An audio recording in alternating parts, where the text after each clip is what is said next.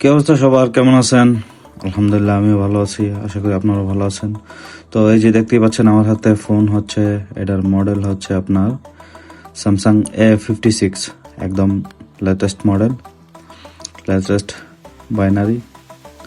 এটার মধ্যে আপনার হচ্ছে FRP, সো এই হচ্ছে কোড, দেখতে পাচ্ছেন A566B। সো এখন আমরা এটার স্টিলটা কাট করব, কাট করে তারপর এটার পিন আউট যেগুলো যেখানে আছে ওইখানে স্ক্র্যাচ করব। আর স্টিলটা কাটার উদ্দেশ্য হচ্ছে এইখানে রিসেটের লাইনটা হচ্ছে ওই পাশে। সবচেয়ে কষ্টদায়ক বিষয় হচ্ছে এটার মধ্যে কাজ করতে গেলে মনে হয় যে এমএমসি এবং সিপিইউ মধ্যে যে ইয়াটা দিছে, আপনার ইউপিএস আর সিপিইউর মধ্যে যে স্পেসটা আছে খুবই ছোট, খুবই ছোট, খুবই ছোট একটা মানে স্পেস। এখানে আপনার নতুন আয়রন যদি একদম চিকন আয়রন না হয়, এখানে আপনি সোল্ডারিং করতে পারবেন না, খুবই ঝামেলা। আর এটা হচ্ছে রিসেট লাইন। সো এটার জন্য আমার এলবিট ইউজ করা লাগে। আমি এমনিতে নর্মালি সবাই দেখেন যে আমি চিকন সোজা বিট যেটা বিটে ইউজ করি, এটার জন্য আলাদা বিট ইউজ করা লাগে এই ফোনটার জন্য শুধুমাত্র। সো যারাই করবেন খুবই সাবধানের সাথে করবেন। আর এইখানে বেশি ঘষাঘষি করা যাবে না, হালকাভাবে সোল্ডারিং করে কাজ করে ফেলতে হবে।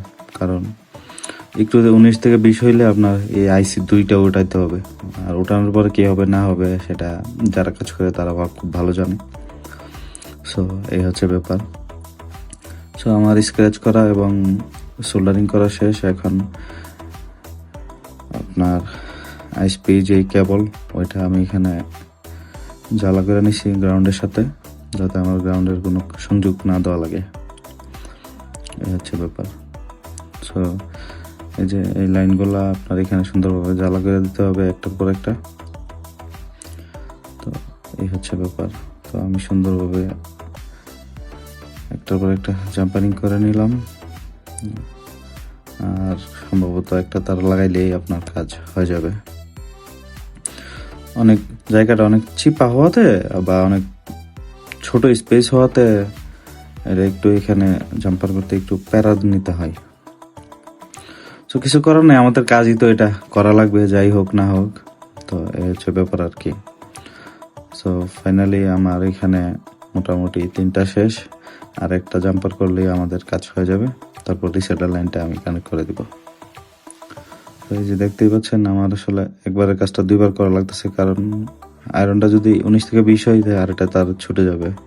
এই হচ্ছে ব্যাপার। সো সবকিছু করার পর আমি লাইনগুলা বাজ করে দিতেছি, মানে একটার পর একটা যাতে কোনো প্রবলেম না করে, একটার সাথে একটা যাতে গৈসা না থাকে ওই জন্য। আর এখানে হচ্ছে আপনার রিসেটের লাইনটা, রিসেটটা জাম্পার করে নিই, তারপর আমরা চলে যাব সরাসরি কম্পিউটার স্ক্রিনে। তো এইখানে আপনার সবগুলো লাইন জাম্পার করার পরে আপনার যা করতে হবে তা হচ্ছে আপনার মাল্টিমিটার দিয়ে আপনার কন্টিনিউটি চেক করে নিতে হবে, জিআর ভ্যালু মাইপা নিতে হবে জবগুলোতে জিআর ভ্যালু আসছে কিনা। আর না হয় আপনি লাগাইতে থাকবেন, কানেক্ট হবে না। তো কম্পিউটার স্ক্রিন চলে আসছে, এই যে দেখতেই পাইতেছেন কানেক্ট হইতেছে না, একটু ওয়েট করতে হবে। ইউএসবিটা আমি একটু পরে লাগাইছি, আর ইউএসবিটা একটু লেট করে লাগাবেন। দেখেন আমি ইউএসবিটা কত পরে লাগাই।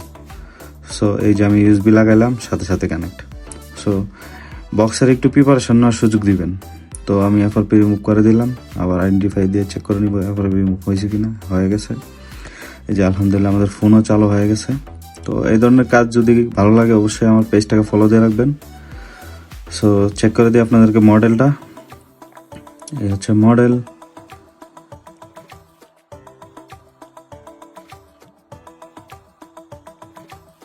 এই হচ্ছে মডেল, এই যে দেখেন A56, অ্যান্ড্রয়েড ভার্সন 15। সো ভালো থাকবেন সবাই, আল্লাহ হাফেজ।